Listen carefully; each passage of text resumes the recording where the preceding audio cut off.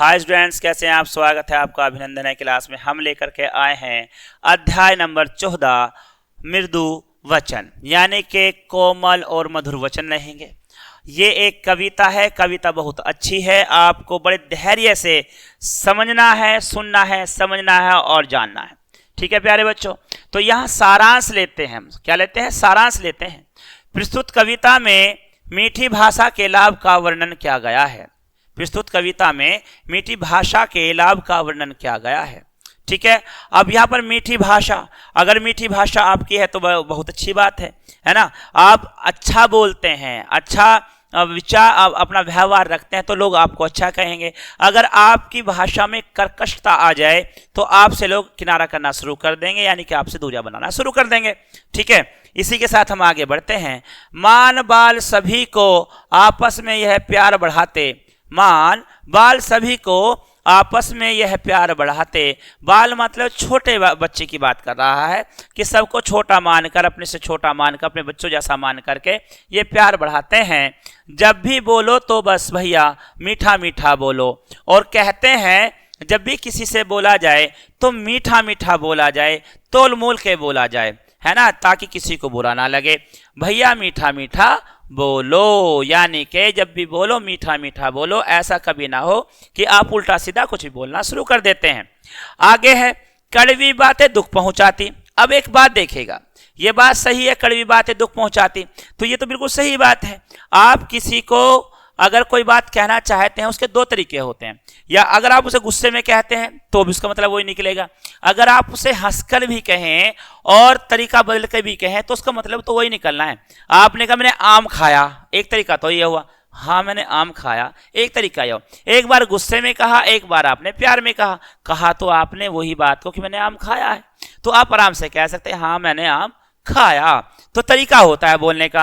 अब आप कहें कड़वी बातें दुख पहुंचाते, बिल्कुल पहुंचाती हैं। अगर बातों में प्यार ना हो, लहजा सही ना हो, मृदुलता ना हो तो कहीं ना कहीं दुख होता है प्यारे बच्चों।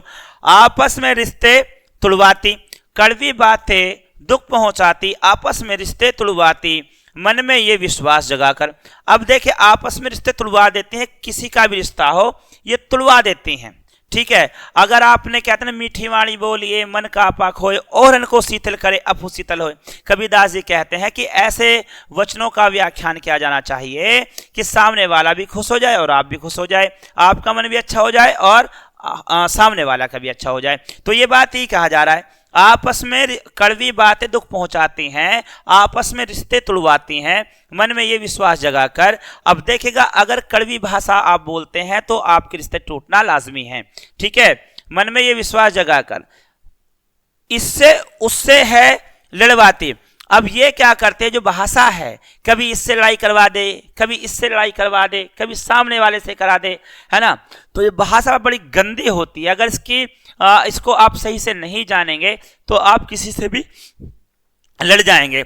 इसलिए जो कुछ कहना हो पहले मन में, अब जो आप किसी कुछ कहना चाहते हो तो पहले मन में अपने लिए या दूसरे के लिए ऐसे भाव ले आइएगा ताकि सामने वाले को बुरा ना लगे। ठीक है, कहना तो आपको फिर भी है, इससे उससे है लड़वाती। इसलिए जो कुछ कहना हो पहले मन में, अब जो कहना हो मन में उसको आप तय कर लीजिए, मना लीजिएगा कि मुझे कहना क्या है। कहते पहले तोलो फिर बोलो, है ना, ये बात आपने सुनी होगी।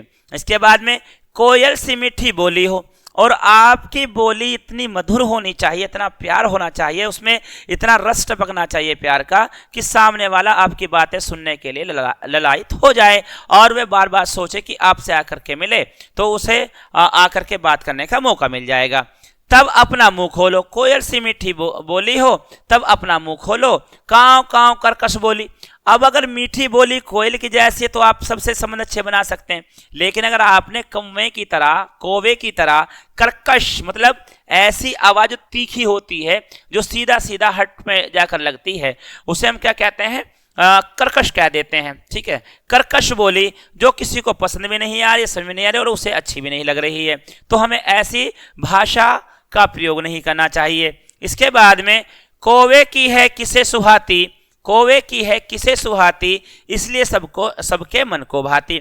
अब जो कोवा है, जहां एक तरफ कोयल की आवाज को सब सुनना चाहते हैं, लेकिन कोवे की आवाज को कोई सुनना नहीं चाहता। आकर के अगर कौवा बोलना शुरू करे, काव काव करे, तो आप उसे भगा देते हैं, उड़ा देते हैं, और आप उसे वहां से भगा देते हैं इसलिए क्योंकि आपको अच्छा नहीं लग रहा है। कोयल बोल रही हो तो आप उसके साथ में उसकी तरह कू कू करना भी शुरू कर देंगे, आपको बहुत अच्छा लगेगा। ठीक है, तो इसी तरह से इसमें यह सिखाया गया है, आपका जो व्यवहार होना चाहिए, व्यवहार में शिष्टाचार होना चाहिए, मन भावना अच्छी होनी चाहिए, लोगों के प्रति सम्मान होना चाहिए।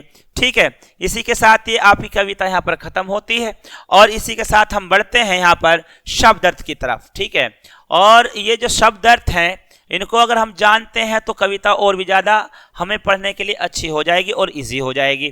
देखिएगा, भाते हैं अच्छे लगते, नाते रिश्ते संबंध हैं, संदेह का मतलब शक होगा, तो लो सोचो, वाणी बोली कर्कश, तीखी कानों में चुभने वाली, सुहाती अच्छी लगती है।